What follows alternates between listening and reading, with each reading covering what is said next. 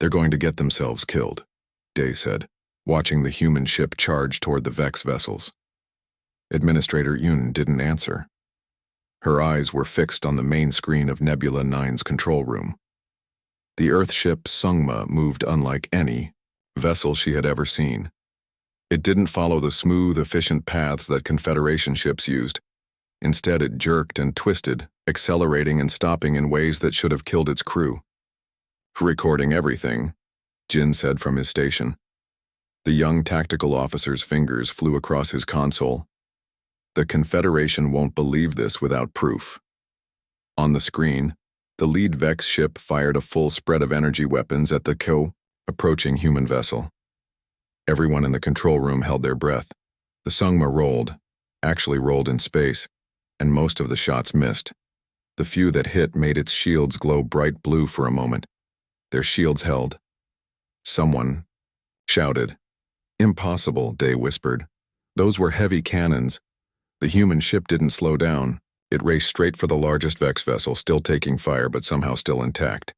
"They're on a suicide run," Jin said. "They're going to ram it." Yun gripped the edge of her console. Was this the human plan? To sacrifice themselves to destroy one enemy ship? It wouldn't be enough to save the colony. But when the Sungma was almost touching the Vex command ship, it didn't crash into it. Instead, it suddenly released dozens of small, fast-moving objects. "What are those?" Yun asked. Jin zoomed in the visual feed. "They look like people? In some kind of suits? They're boarding the Vex ship?" Day's voice rose in disbelief. "That's their plan." It seemed impossible. Even if the humans somehow got inside the enemy vessel, the Vex were known for their physical strength. They were taller and stronger than most species in the Confederation. How could humans hope to fight them hand to hand? Before anyone could discuss it further, strange things began happening to the Vex command ship. Its lights flickered. Several small explosions erupted along its hull. Its weapons stopped firing. "We're picking up communications," the colony's communications officer said. "It's coming from inside the Vex ship." He pressed a button and a woman's voice filled the control room. "Lieutenant Yuna to Sungma. Decks 1 through 3 secured. 8 hostiles neutralized. Moving to the engine room now." The voice was calm, almost bored, as if the woman was reporting on a routine task rather than fighting for her life on an enemy vessel. Another voice cut in. "Team 2 here, bridge secured. Captain, we've got their command systems." "Good work," came Captain Han's reply. "Disable their weapons and engines, Yuna. How many more decks?" 4 and 5 still have resistance. I'll clear them in 5 minutes. 5 minutes? To clear 2 decks of a Vex warship? Yun exchanged looks with Day. This couldn't be real. But it was. Within 6 minutes, the Vex command ship had gone completely dark. Its engines were dead. Its weapons silent, and the Sungma was already moving toward its next target. "They're attacking the second ship now," Jin reported, his voice filled with awe. Over the next hour, the people of Nebula 9 watched in amazement as the single human vessel systematically attacked and disabled 3 more Vex ships. Their method was always the same. Get close. Send boarding parties, take control from inside. When the 5th Vex ship exploded after what appeared to be some kind of internal power failure, the final pirate vessel turned and fled, accelerating, away from the colony as fast as possible. "They're running away," Day said, sounding stunned. Yun could hardly believe what she had seen. 6 Vex ships, pirates who had terrorized this sector for years, defeated by a single human vessel in less than 2 hours. "Administrator," the communications officer called out. "We're being hailed by the Sungma." "Put them through," Yun said quickly. Captain Han's face appeared on screen again. He looked different now. There was a cut on his forehead with blood, trickling down his temple, and his uniform was torn at the shoulder. But his expression was still calm. "Area secured," he said simply. "Permission to approach your station?" Yun stepped forward. "Permission granted, Captain Han. And thank you." The human nodded once. "We'll need docking instructions and information about any medical or technical assistance you require." "Of course. We'll send everything immediately." Yun hesitated. "Captain, If I may ask, how did you defeat 6 Vex ships with just one vessel? For the first time, Han's serious expression softened slightly. The Sungma is a Wolf-class interceptor. Small, fast, and designed specifically for boarding actions. But the Vex, they're stronger than most species. Day cut in. Perhaps by Confederation standards, Han replied. Not by ours. The transmission ended and the control room erupted in excited conversation. Yoon turned to Jin. Do we have any visual from inside the Vex ships? Anything showing how the humans fought? Jin nodded eagerly. Yes, one of our emergency drones was near the second Vex ship when they boarded. It recorded through a breach in the hull. He tapped his console. Displaying now. The main screen switched to grainy footage from the drone. It showed a corridor inside, a Vex ship. 2 humans in dark suits were fighting against 5 Vex pirates. But fighting wasn't the right word. It was a massacre. The humans moved with shocking speed. Their suits, some kind of powered armor, enhanced their movements. One human, a woman with a red stripe on her helmet, lifted a Vex pirate who was twice her size and threw him against a wall with enough force to dent the metal. The other human fired a weapon that didn't seem to shoot bullets or energy beams, but instead something that expanded on contact, trapping 2 more Vex in some kind of quick-hardening foam. The footage ended abruptly as the drone was hit by debris. Those were combat exoskeletons, Jin explained, his voice excited. I've read about them, but the Confederation banned that technology centuries ago. Too dangerous, they said.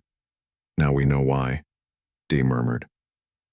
The mood in the control room had shifted. The relief of being saved was now mixed with a new feeling, unease about their saviors. They're docking in 30 minutes, the operations officer reported. Should we send security teams to meet them? Yoon thought about what she had just seen.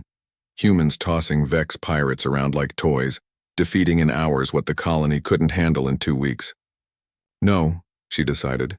No security teams. We'll greet them properly, as honored guests. She looked around at her staff. The humans answered our call when no one else would. Remember that. She turned back to the main screen, where the Sungma was, now visible, approaching the colony's main docking bay. The ship looked battle-scarred but proud, like a predator returning from a successful hunt. Prepare medical teams for any injured humans, Yoon ordered, and find out what kind of food and drink they prefer. We're going to thank them properly. As her staff hurried to follow orders, Yoon remained at the view screen watching the human ship draw closer. She couldn't help wondering what kind of world produced people who could fight like that. What kind of planet shaped creatures who seemed so comfortable with violence yet responded to a stranger's call for help without hesitation? The humans called Earth a quarantined planet. The Confederation called it a death world. Soon, Yoon would meet the people who lived there. She both feared and looked forward to the answers they might give her. The red alert lights flashed across the main control room of Nebula 9. Administrator Yoon looked at the damage reports with tired eyes. She hadn't slept properly in 13 days, not since the Vex pirates first appeared in their system. Shields, down to 23%, said Day, her second in command. His voice was flat. They both knew what that meant. Yoon brushed her short black hair away from her face and stared at the main screen. 6 Vex ships circled their small colony, taking turns firing at their weakening defenses. It was like watching hungry animals play with their food. How many people in the medical bay now? She asked. 42, Day replied. 8 won't make it through the night. Yoon closed her eyes briefly. 8 more deaths she couldn't prevent. 8 more families torn apart. The colony of Nebula 9 had been peaceful before this. Just 5,000 people trying to build a life on the edge of Iridian space. They were traders, not fighters. The Confederation patrol? She asked, though she already knew the answer. Still 3 weeks away at best speed. Day's fingers moved across his control panel. By then, there won't be anything left to save. The room fell silent except for the beeping of machines and the distant rumble of another explosion, Somewhere in the colony's outer ring, their situation was hopeless and everyone knew it. "There is one option we haven't tried," said a quiet voice from the corner. Yoon turned to see Jin, their tactical officer.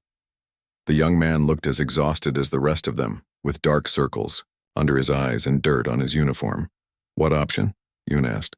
"We broadcast on all frequencies," Jin said, "including the forbidden ones." Day's head snapped up. "You mean contact the quarantine systems? That's against Confederation law."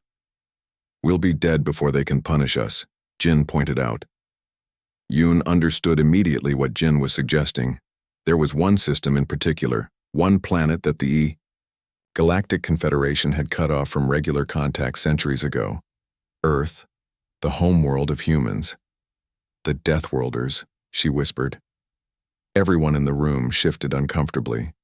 The stories about humans were the stuff of nightmares for most civilized species, creatures who evolved on a planet with crushing gravity, extreme weather, and thousands of predators. Beings who could survive injuries that would kill any normal person. Warriors who had spent most of their history fighting each other because their world wasn't dangerous enough.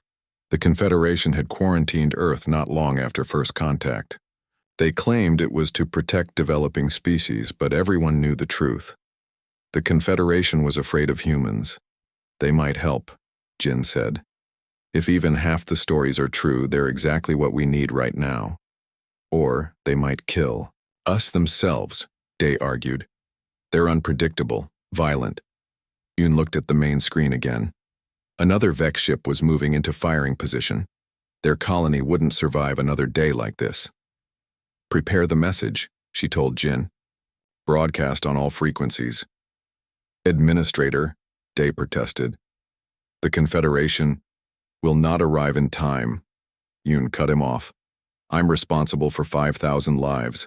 I'll try anything to save them." Jin moved quickly to the communication station. What should the message say? Yoon thought for a moment. "Keep it simple. Our coordinates, estimated enemy numbers, and a request for immediate aid. The humans might be primitive by Confederation standards, but they'll understand a call for help." Jin nodded and began working. Minutes later, the message was ready. "Broadcasting, now," he said, pressing the final command. The message shot out into space, traveling faster than light along channels that hadn't been used in centuries. Yoon watched the signal strength indicator, wondering if anyone would even be listening. "Now, we wait," she said. 3 days passed. The Vex continued their attacks, destroying the colony's outer defensive ring and moving closer to the civilian sections. The death count rose to over 100. Food supplies ran low. Hope faded. Yoon was in the middle of evacuating another residential section when Day called her over the emergency channel. "Administrator?" His voice crackled through her communicator. "You need to get back to the control room. Now." Something in his tone made her run. When she arrived, breathless, she found the entire command staff staring at the main screen. "What is it?" she asked. "Something just appeared at the edge of our system," Jin said, pointing to a blinking dot on the scanner. "It's small, moving, fast, and it doesn't match any known Confederation or Vex design." "Is it?" Yoon couldn't finish the question. "We're receiving a transmission," the communications officer announced. "Audio and visual. Put it on screen," Yoon ordered. The main display flickered, and then a face appeared. It was clearly a human, similar enough to Iridians to recognize, but different in subtle ways. The human had dark eyes that seemed to take in everything at once. His face was weathered, with a scar running along one cheek. "This is Captain Han of the Earth vessel Sungma," the human said in perfect trade language.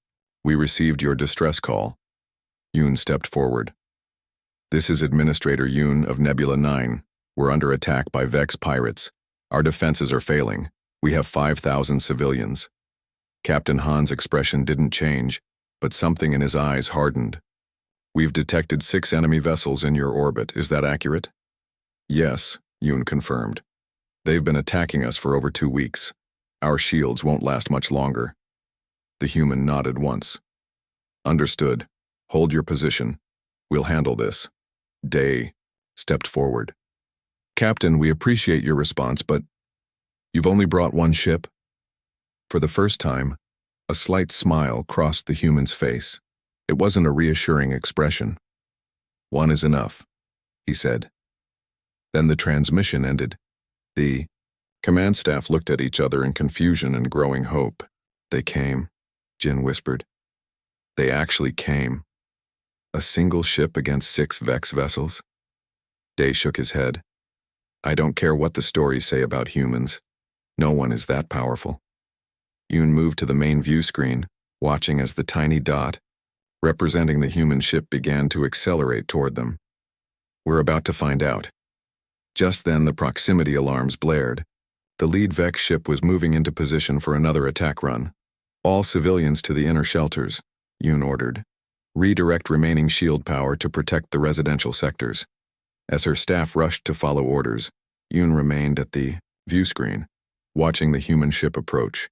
It was moving at incredible speed, faster than any vessel she had ever seen. "What kind of engines do they have?" she wondered aloud. No one answered. They were all watching the same thing, a mixture of fear and hope on their faces. The largest Vex ship fired at the colony again. The entire structure shook and warning lights flashed across every control panel. "Shields at 11%, someone reported. "One more hit like that and they're gone." Yoon gripped the edge of the console. Had they called the humans too late? Had they placed their last hope in a species that couldn't save them after all? The human ship was now close enough to see on visual scanners. It was small, perhaps a quarter the size of the main Vex vessel. Its hull was dark gray, with few markings. It didn't look special or powerful. It looked ordinary. Yet as Yoon watched, the human ship suddenly accelerated to attack speed, heading straight for the lead Vex vessel. "They're on a collision course," Day said in disbelief. The entire command room held their breath as the Sungma charged toward the enemy. The Deathworlders had arrived. Whether they would be Nebula 9's salvation or simply witnesses to its final moments remained to be seen. The docking bay of Nebula 9 was crowded with colonists eager to see the humans who had saved them. Administrator Yoon stood at the front with Dai and Jin, waiting as the airlock cycled. She had prepared a formal welcome speech, but now found herself wondering if Earth customs were different. Would the humans understand their gratitude? Would they expect something in return? The airlock door slid open with a soft hiss. 4 humans stepped through. Captain Han led the group, his dark uniform, now clean and repaired. Behind him came a woman with short black hair and alert eyes, Lieutenant Yuna, whose calm voice they had heard during the battle. Following her were 2 more officers, a tall man with broad shoulders who was introduced as Security Chief Su, and a woman with a medical insignia on her uniform who was Medical Officer Mi Yoon stepped forward. "Captain Han, on behalf of all the colonists of Nebula 9, I welcome you and thank you for your timely intervention." Han nodded politely. "Thank you for your welcome, Administrator. We're glad we could help." His voice sounded different in person, deeper, with a slight accent Yoon couldn't place.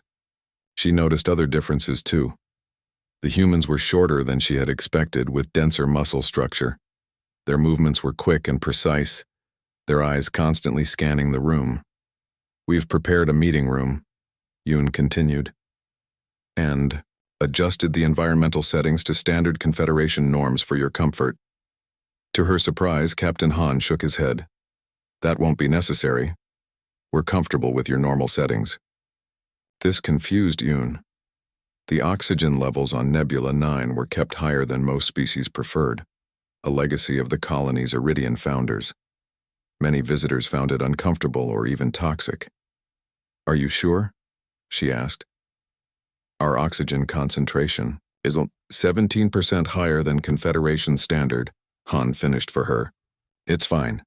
Earth has varying oxygen levels. We adapt." This was the first of many surprises as they walked to the conference room. The humans declined adjustments to gravity, temperature, and lighting that most visitors requested. They walked comfortably through sections of the colony that other species found tiring. In the conference room, Yoon, Dae, and Jin sat across from the 4 humans. The colony's chef had prepared a selection of foods thought to be safe for most species, but the humans ate everything offered without concern for compatibility. Aren't you worried about toxicity? Day asked, watching Lieutenant Yuna sample a bright blue fruit native to the planet below, one that most visitors avoided due to its strong chemical composition. Our bodies can process most organic compounds, she explained between bites. Earth plants and animals contain thousands of different toxins. We evolved to handle them. Yoon found herself struggling to reconcile the Confederation's warnings about humans with these courteous, controlled individuals sitting across from her. The Confederation describes Earth as a death world, she said carefully. Extreme weather, high gravity, dangerous wildlife, toxic vegetation. Security Chief Sue laughed. By your standards, yes. To us, it's just home. As they talked, the colonists learned disturbing facts about Earth. Annual natural disasters that would wipe out entire cities. Predators that humans hunted for sport. Recreational activities that involved deliberately risking death. You climb frozen mountains. For fun? Jin asked incredulously. Among other things, Yuna said with a slight smile. Surfing hurricane waves, diving into underwater caves, jumping from aircraft. Why? Day couldn't hide his horror. Captain, Han considered the question seriously. Challenge. Growth. To test our limits. The conversation shifted to the quarantine that had kept Earth isolated from the Confederation. Han explained that it had been mutual. Earth had agreed to limited isolation to develop independently, while the Confederation pretended it was their idea. Then why answer our call? Day asked, the question that had been bothering him since their arrival. Humans have a strange relationship with distress signals, Medical Officer Mai explained. Her voice was gentler than her colleagues. We physically can't ignore them. It's written into our oldest maritime laws, then space laws. Regardless of who's calling, we respond. Yoon was about to ask another question when an emergency alert sounded. A young colonist rushed into the room. Administrator, there's been an accident in Section 12. 3 workers injured when a support beam collapsed. Yoon rose quickly. I'll come right away. Contact medical. But Medical Officer Mi was already standing. I can help if you'll allow me to examine the injured. Yoon hesitated only a moment before nodding. The group hurried to the medical bay where 3 colonists lay on beds, their bodies crushed by falling debris. The colony's doctor looked overwhelmed. Internal bleeding in all 3, he reported. And I don't have enough synthetic blood for them all. To everyone's shock, Mi began removing her jacket and rolling up her sleeve. I can help with that. Human blood has remarkable adaptive properties. Before anyone could stop her, she had cut her own arm with a sterile blade and was collecting her blood in a medical container. It's temporarily reconfiguring to match your biology, she explained, seeing their horror. A useful adaptation from our world where injuries are common. The colonists watched in silence as Mi worked alongside their doctor, touching the patients directly without protective gear, a taboo in most Confederation cultures. When she noticed their stares, she explained, Earth is filled with viruses and bacteria. Our immune systems are constantly fighting them. We're not afraid of a few germs. 2 hours later, all 3 injured colonists were stable. Mi had donated blood to each, monitored their vital signs with her bare hands, and used techniques the colony's doctor had never seen before. How did you do that? The doctor asked in amazement. That incision technique with the 3rd patient. Battlefield. Medicine, Mi said simply. When you can't evacuate the wounded, you learn to be creative. That evening, as the humans returned to their ship to rest, Administrator Yoon met with her senior staff to discuss their visitors. They're not what I expected, she admitted. The Confederation describes humans as violent, unpredictable creatures. They are violent, Jin pointed out. You saw the battle footage. They killed dozens of Vex without hesitation. But they saved hundreds of us, Day countered. And their doctor just saved 3 more. Yoon nodded slowly. I think I understand now why the Confederation fears them. It's not just their physical capabilities, but their willingness to improvise solutions that other species would consider unthinkable. Like using their own blood to save strangers? Jin asked. Exactly, Yoon said. They don't follow the same rules as the rest of us. They can't. Their world didn't let them survive by following rules. The meeting was interrupted when Captain Han contacted them from the Sungma. "Administrator, our ship's sensors have detected something you should know about," he said, his face serious on the communication screen. "A much larger Vex force is heading this way. We think the pirates we defeated were just the advance scout." Un felt her blood go cold. "How many ships?" "At least 30, Han replied. "They'll reach your system in about 8 hours. The command room fell silent. 30 Vex warships. Even with the humans' help, how could they possibly survive that? "What do you recommend, Captain?" Yoon asked, trying to keep her voice steady. Han's expression was calm, almost predatory. "We have some ideas. May I come back to discuss strategy?" As Yoon agreed, she realized something important. When faced with overwhelming odds, the humans didn't panic. They didn't resign themselves to defeat. Instead, they looked interested, as if impossible challenges were what they lived for. Perhaps that was the most dangerous thing about them. Administrator Yoon was in the colony's newly repaired command center when the long-range sensors began to beep loudly. She had been working with Captain Han to organize repairs to Nebula 9's damaged systems when the alarm sounded. Jin rushed to the sensor station, his face turning pale as he read the display. "Multiple ships detected at the edge of our system," he reported. "Vex signatures, at least 30 vessels." A heavy silence fell over the room. The humans had destroyed or captured 7 Vex ships, but 30? That was an entire fleet. They must have called for backup before the battle, Day said quietly. Captain Han moved to stand beside Jin, studying the sensor readings with narrowed eyes. "Reinforcements," he confirmed. "The main Vex fleet responding to their vanguard's destruction." He looked at Yoon. "We have about 8 hours before they arrive." Yoon felt the hope drain from her body. They had been so close to safety. The colony's shields were still damaged. The humans had worked miracles, but even they couldn't fight 30 warships with 1 vessel. "What are our options?" she asked, looking around at her team and the human officers. Lieutenant Yuna leaned against a console, arms crossed. "We use the captured Vex ships," she suggested.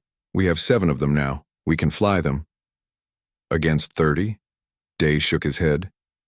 "Even with your combat skills, the odds are—" "We should evacuate," Han interrupted. "Get your essential personnel onto our ship. We can outrun them." Yoon stared at him. "There are 5,000 colonists here. Your ship can't hold them all." "No," Han agreed. "It can't." The implication was clear. Han was offering to save some of them, the most important ones. Leave the rest behind. Yoon straightened her back. "That's not an option. We don't abandon our people." Instead of arguing, Han studied her face carefully. Then, surprisingly, he smiled. It was small, but genuine, the first real smile she had seen from him. "I was hoping you'd say that," he said. "We have another option, but it requires your trust." The plan Han outlined was bold and dangerous. The colony would appear defenseless. The Sungma would seem to abandon them, broadcasting fake damage reports and limping away from the system. The captured Vex vessels would be hidden in the asteroid belt at the edge of the system. When the Vex fleet committed to their attack on the colony, the Sungma and the captured ships would strike from hiding, using the authorization codes they'd taken from the Vex command ship. "Your people will be at risk," Day pointed out, looking worried. "The Vex will target the colony first." Lieutenant Yuna shrugged. "We live on a death world. Risk is our natural state." "How many of your crew would you need to fly the captured Vex ships?" Yoon asked. "More than we have," Han admitted. "We need volunteers from your colony." This caused a stir among the Nebula 9 staff. Fly into battle alongside humans, in enemy ships? It seemed like madness. Yet when Han asked for volunteers an hour later, many colonists stepped forward. The humans had protected them once. They wanted to help protect themselves now. Jin was among the first volunteers.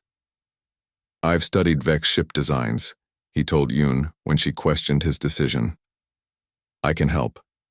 The tactical officer was assigned to Lieutenant Yuna's captured vessel. For the next 6 hours he worked alongside her, learning how the humans fought and planned. "You're not afraid?" he asked her as they prepared the ship's weapons systems. Yuna looked up from her work. "Fear is a tool," she said simply. "It sharpens focus when used correctly." Jin shook his head in wonder. "You actually enjoy this, don't you? The fighting, the danger?" "Not the killing," she corrected him. "The problem-solving. Humans excel when everything is going wrong." She handed him a tool. "Hold this. I need to bypass this circuit." As they worked, Jin learned more about Earth. Yuna told him about cities built in places that regularly flooded or shook with earthquakes. She described sports where humans deliberately risked serious injury for fun. She explained how human children were taught to swim in waters that could kill them, just so they would know how to survive. "Your whole world sounds terrifying," Jin said. Yuna smiled. "To us, it's just home. When the Vex fleet appeared on the edge of the system, everything was ready." The Sungma put on a convincing show of a damaged ship trying to escape. The colony looked defenseless, with only minimal shields active. The Vex commander sent a transmission demanding surrender. His face filled the main screen in Nebula 9's command center, where Yun waited with Dai and a small team. "You have 1 hour to prepare for boarding," the Vex said. "Resistance will result in the destruction of your life support systems." Yun looked at the countdown timer on her console. 1 hour until the attack began. 1 hour to prepare for the biggest gamble of her life. "Send the signal to Captain Han," she told Day. "Tell him we're ready." As the minutes ticked by, Yun found herself feeling something unexpected, not fear but anticipation. The human's confidence had affected her. Their certainty that impossible odds could be overcome had changed how she thought. In the asteroid belt, Jin sat in the captured Vex ship beside Lieutenant Yuna. He watched as she checked her weapons one last time, her movements precise and calm. "How many battles have you fought?" he asked her. "On Earth or in space?" she replied without looking up. "Both." She seemed to count in her head. 17 major space engagements, on the ground, too many to count. "How are you still alive?" Jin wondered aloud. Yuna finally looked at him, her expression serious. "Because humans don't just evolve to survive our world, Jin. We evolve to master it." She tapped her temple. "The most dangerous part of a human isn't our strength or our technology. It's this. We see problems differently. We find solutions where others see only death." In the Nebula 9 command center, the countdown reached 0. On the main screen, they could see the Vex fleet moving into attack position. "They're launching boarding craft," Day reported, his voice tense. Yun took a deep breath. The plan required perfect timing. The colony had to appear to be fighting back, but not too effectively. They needed to draw in the main Vex fleet, make them commit fully to the attack. "Begin defense protocol, Theta," she ordered. Minimal resistance, just enough to be believable. The colony's few remaining defensive weapons began firing at the approaching Vex ships. It wouldn't stop them, but it wasn't meant to. "Boarding craft approaching the main docks," a technician reported. Yun pressed a button on her communicator. "All personnel, execute Plan Deathworld." Throughout the colony, lights dimmed as power was redirected to hidden systems. Colonists moved to predetermined positions. The trap was set. In the asteroid belt, Captain Han gave the order to his small fleet of captured ships. "Begin approach. Maintain communications silence until my mark."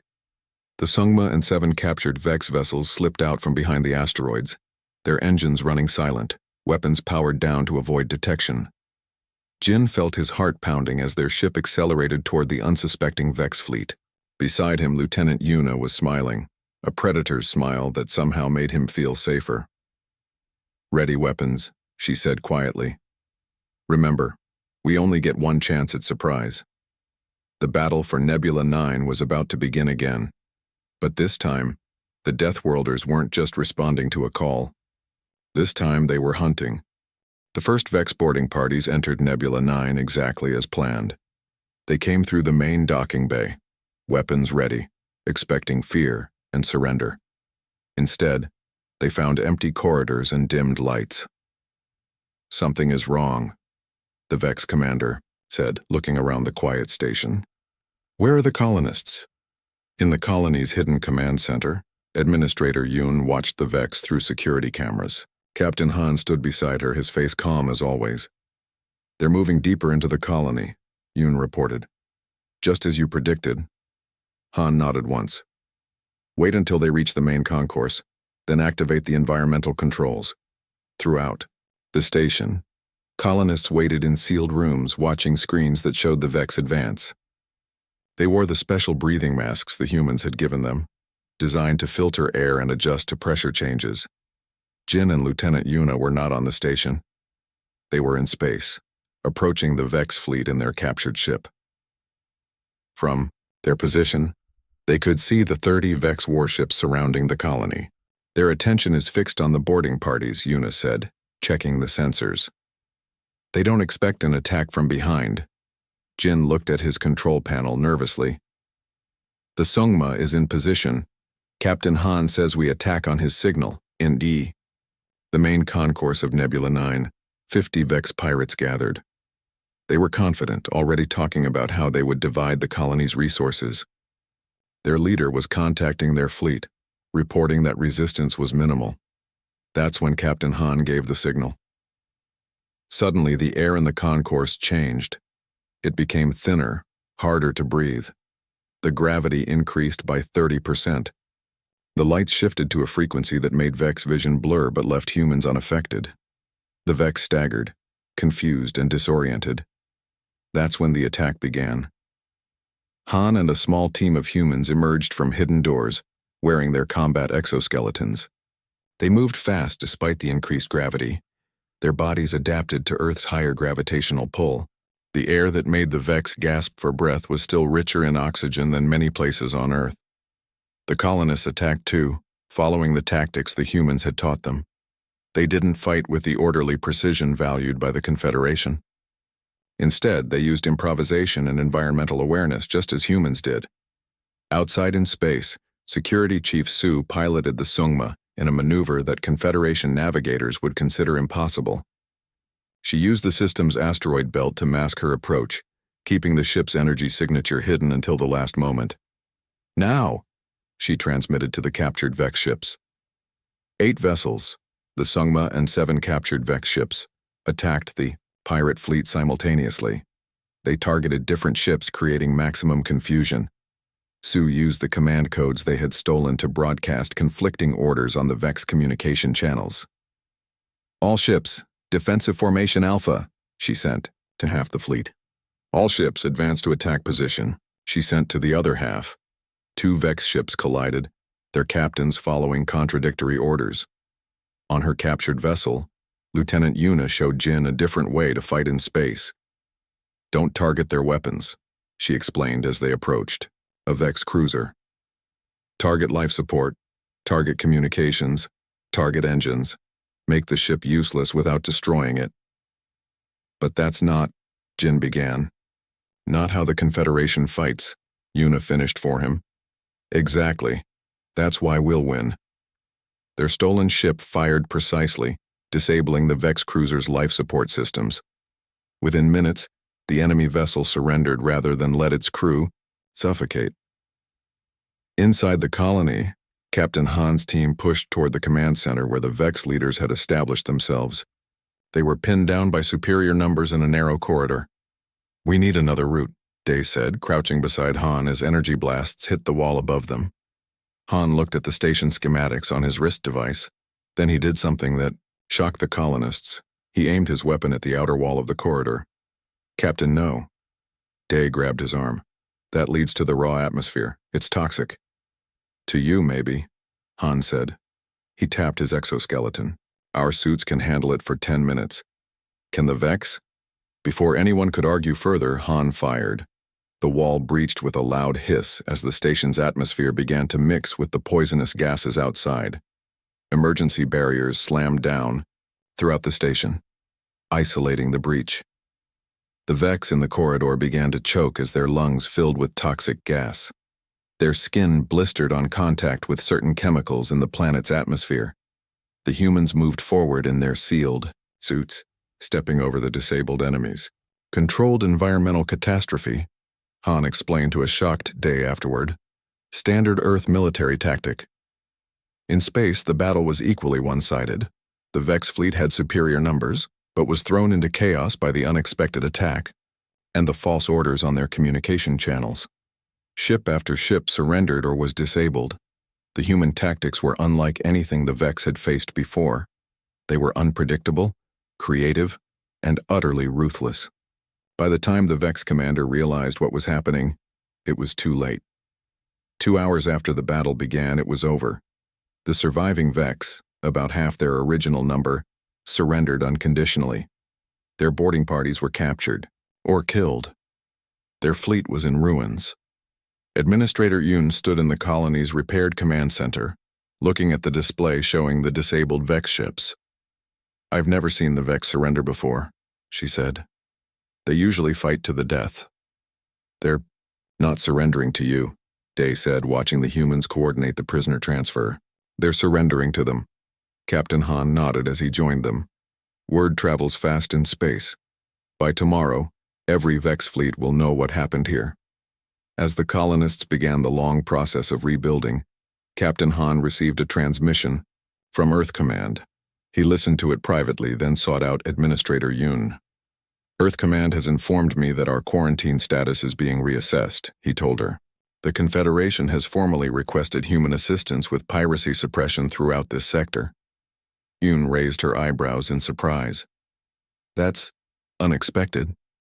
The Confederation has avoided official contact with Earth for centuries." "They feared us as Deathworlders," Han said, looking out at the stars through the command center's viewport. "Now they'll hire us as protectors." Interesting how quickly perspectives change. In the days that followed, the humans helped repair the colony's systems. Lieutenant Yuna trained Jin and other colonists in combat techniques. Medical Officer Mi taught the colony's doctors about human medical methods. The colonists and humans worked side by side, learning from each other. "Will you accept the Confederation's offer?" Yoon asked Han on the day before the Sungma was scheduled to depart. The captain looked thoughtful.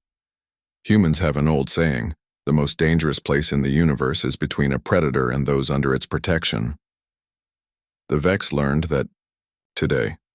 The Confederation will learn it tomorrow." "And the humans?" Yoon asked. "What will Earth gain from all this?"